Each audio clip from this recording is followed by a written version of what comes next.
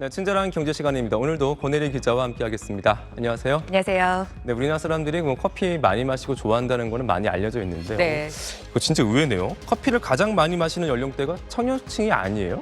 네. 좀 젊은 층, 특히 네. 젊은 여성층이 커피를 즐겨 마신다는 선입견이 좀 있는데요. 실제는 약간 달랐습니다. 40, 50대가 20, 30대보다 훨씬 더 커피를 많이 마시더라는 겁니다.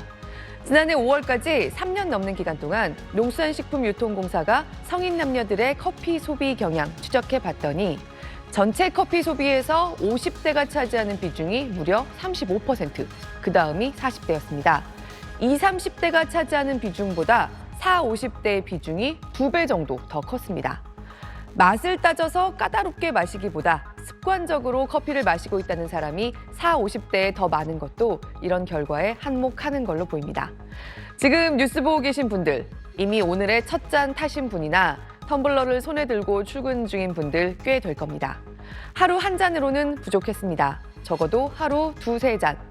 여성이 커피를 더 많이 마신다는 선입견은 사실과 같았지만 남녀의 비중차는 그렇게 크지 않습니다. 다른 음료에 비해서 일상 속에서 커피를 찾는 비중이 압도적으로 높았는데요. 바쁘게 생활하다 보면 자꾸만 커피에 손이 가는 한국인들이 그려지죠. 이제 커피 한 잔의 휴식이라는 말을 많이 씁니다.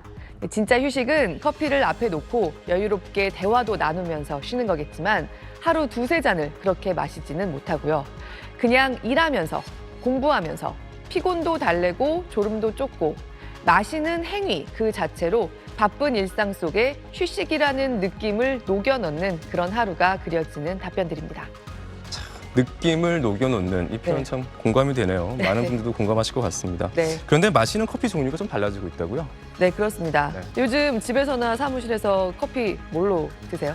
저는 주로 그 원두 이렇게 이렇게 가는 거 있잖아요. 네. 이렇게 내려 먹는 그런 거 많이 먹는 것 같습니다. 제 앵커도 원두 주로 드시죠? 네. 사실 몇 년 전까지만 해도 아무리 커피 전문점이나 원두 커피가 비중을 늘려간다 한들 우리나라 사람들이 가장 많이 마시는 건 스틱 커피, 커피 믹스였는데요. 이것도 옛말입니다. 커피 전문점을 찾거나 테이크아웃을 하는 게 일반적인 모습이 됐을 뿐만 아니라요. 집이나 사무실에서도 인스턴트 커피, 스틱 커피에 물을 부어 마시는 것만큼 커피 머신을 같이 이용하는 게 보편화되기 시작한 모습이 나타납니다. 탕비실에 커피 믹스 기본으로 채워놓지만 원두 커피 머신도 갖다 놓은 회사 이제 꽤 많죠. 커피 머신 정도로는 엄청난 사내 복지라고 말할 수는 없을 만큼 흔해졌습니다. 네, 실제 국내 커피 시장에서 팔리는 커피 종류를 보면 이런 변화가 확연하게 드러납니다. 지금 보시게 될 표에서 이제 나오고 있죠. 볶은 커피란 원두 생각하시면 됩니다. 인스턴트 커피와 조제 커피 합쳐서 커피 믹스고요. 액상 커피는 캔 커피류와 병입 커피류 생각하시면 되는데요. 보시면 커피 믹스류 소비는 꾸준히 줄어들고 또 원두 소비는 1년 전하고만 비교해도 무려 50%가 늘면서 이제 커피류 시장에서 가장 많이 팔리는 게 원두가 됐습니다. 이게 액수가 기준이라서요. 원두 갈아 마시는 게 비싸니까 액수를 기준으로 보면 원두가 좀 더 많이 소비되는 것처럼 보이는 착시 효과가 있다는 건 감안해야 하지만요. 그래도 흐름으로 봤을 때 원두 커피 마시는 비중이 빠르게 늘고 있는 건 분명합니다. 카페에서 마시는 커피를 제외하고 커피 가공품 제품끼리 비중만 비교한 표인데도 이렇게 변화하고 있습니다. 맛보다 습관이라지만 자꾸만 마시고 있으니까 그래도 조금이라도 더 그럴싸한 맛을 추구하게 된다는 겁니다. 그리고 이른바 대안커피 소비도 늘어나고 있다고요? 네, 그렇습니다. 자꾸만 마시게 될수록 카페인이 부담스러우니까요. 일단 디카페인 커피 빠르게 늘고 있고요. 유지방을 사용하지 않는 이른바 비건 커피, 그리고 지금 세계적으로 생산량 확보에 차질이 좀 빚어진 원두 대신 검정보리 같은 대체품으로 커피 맛을 흉내낸 커피 같은 것들도 속속 나오고 있습니다. 커피를 자세히 알아보게 되는 게 워낙 압도적으로 한국인들이 선호하는 음료다 보니까요. 커피 그 자체로 문화이고 한국인들의 생활 습관 변화를 담게 됩니다. 지금까지도 급성장했는데 여전히 빠르게 성장하고 있는 시장인 만큼 앞으로도 다양한 변화를 보여줄 걸로 보입니다. 네, 오늘 잘 들었습니다. 고맙습니다. 친절한 경제 시간입니다. 오늘도 권혜리 기자와 함께하겠습니다. 권 기자 안녕하세요. 안녕하세요. 아, 진짜 우리나라 사람들 커피를 좋아하기는 엄청 좋아하나 봅니다. 네. 웬만한 식당 수보다 이제 커피 전문점이 훨씬 더 많아졌다고요. 네. 앵커는 우리나라의 소울푸드, 한국인들의 소울푸드라고 하면 뭐가 떠오르세요? 소울푸드요. 뭐 떡볶이, 네. 김치찌개, 된장찌개, 불고기 뭐 이런 거 아닙니까? 네, 그렇죠. 아무래도 저는 집밥이라고 하면 된장찌개, 김치찌개, 라면, 그리고 외식에서는 치킨이랑 떡볶이, 또 짜장면이 떠오르는데요. 이제 숫자가 말해주는 걸 보면요. 이 음식들을 먹고 나서 마시는 한 잔의 커피야말로 한국인들이 지금 제일 좋아하는 겁니다. 이제 커피 전문점을 비롯한 음료 가게가 빠르게 늘면서 지난해 말을 기준으로 무려 10만 곳 가까이 되는 걸로 나타났습니다.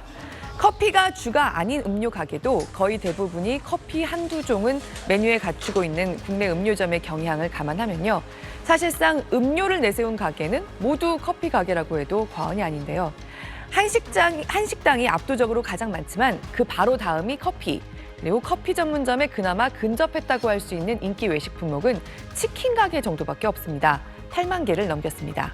그리고 떡볶이를 파는 분식집, 짜장면의 중식당 다 합쳐도 커피집이랑 비교하면 70%도 채 안 되는 규모고요.